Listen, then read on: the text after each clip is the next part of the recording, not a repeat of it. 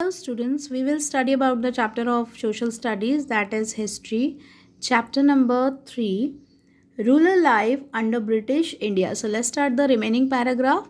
Indigo Rebellion and Indigo Commission means Neel Vidroh or Neel Ayog. In 1859, riots of Bengal refused to grow indigo.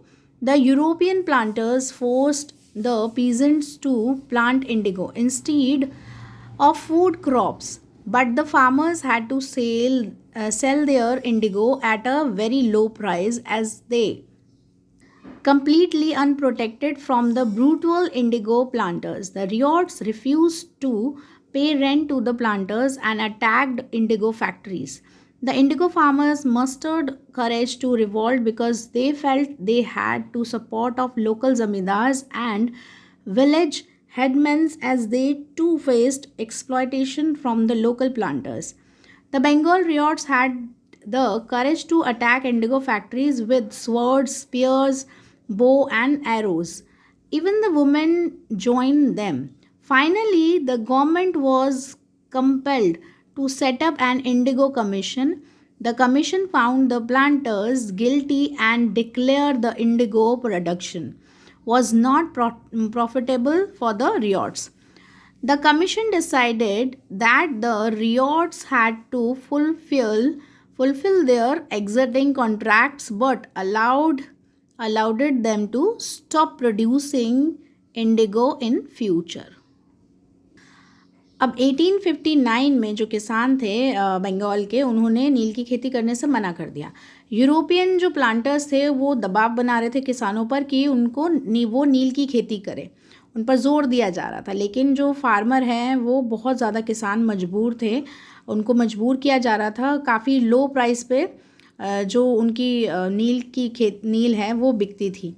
तो बिल्कुल भी वो unprotected थे, असुरक्षित थे, और जो प्लांटर्स हैं उनके द्वारा बहुत ही क्रूर व्यवहार किया जाता था उनके साथ में. अब जो किसान हैं उन्होंने प्लांटर्स का किराया देने से मना कर दिया और जो इंडिगो फैक्ट्रीज़ हैं उन पर भी आक्रमण कर दिया.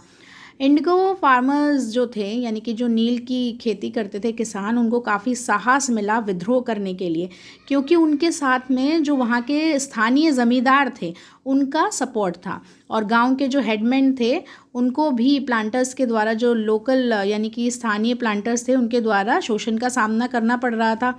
इसीलिए उन्होंने काफ़ी सपोर्ट किया किसानों को भी, और बंगाल के जो किसान थे उनको काफ़ी साहस मिला अटैक करने का इंडिगो फैक्ट्रीज़ पर. उन्होंने तलवार, भाला, तीर, कमान ये सब लेके फैक्ट्री पर अटैक कर दिया, और यहाँ तक कि उसमें वुमेंस भी, यानी कि औरतें भी शामिल थीं.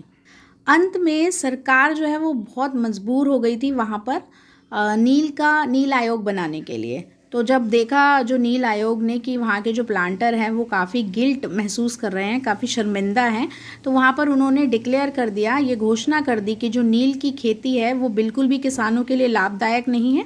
ठीक है. और जो कमीशन आयोग है, यानी कि जो नील आयोग है, उन्होंने डिसाइड किया मौजूदा जो भी वहाँ पर अनुबंधों को, किसानों ने फैसला किया कि वहाँ के जो क्षेत्र हैं उनको अपने मौजूदा अनुबंधों को पूरा करना होगा, लेकिन भविष्य में उन्होंने नील का उत्पादन उन्हें बंद करने की अनुमति दे दी.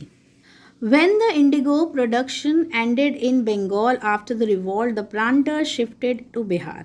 The indigo farmers to Champaran in Bihar started protesting against forced indigo production. When Mahatma Gandhi returned to India from South Africa, he launched his first satyagraha campaign in Champaran against exploitation of the indigo planters.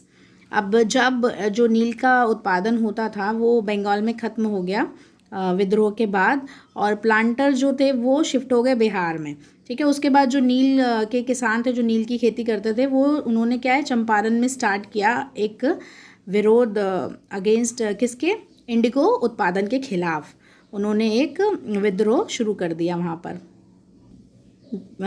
यानी कि हम protesting यानी कह सकते हैं कि आंदोलन. तो उन्होंने नील के अगेंस्ट जो है एक आंदोलन वहाँ पर शुरू कर दिया नील उत्पादन के खिलाफ. जब महात्मा गांधी वापस आए भारत में साउथ अफ्रीका से, तो उन्होंने जो है पहला सत्याग्रह कैंपेन स्टार्ट किया था चंपारण में जो इंडिगो प्लांटर के द्वारा जो शोषण किया जाता था उसके खिलाफ। Gradually, by the 20th century, the peasant movements show up better as they got support from political parties and became a significant part of the Indian national movement. अब यहाँ पर जो है 20वीं शताब्दी में जो किसान का जो भी मूव था यहाँ पर दिखाया गया, ठीक है, तो वो काफ़ी बेहतर था, उन्हें काफ़ी सपोर्ट दे रही थी पॉलिटिकल पार्टीज़, राजनीतिक जो पार्टियाँ हैं उन्हें काफ़ी सपोर्ट कर रही थी और धीरे धीरे ये एक महत्वपूर्ण हिस्सा बनता चला गया भारतीय राष्ट्रीय आंदोलन का।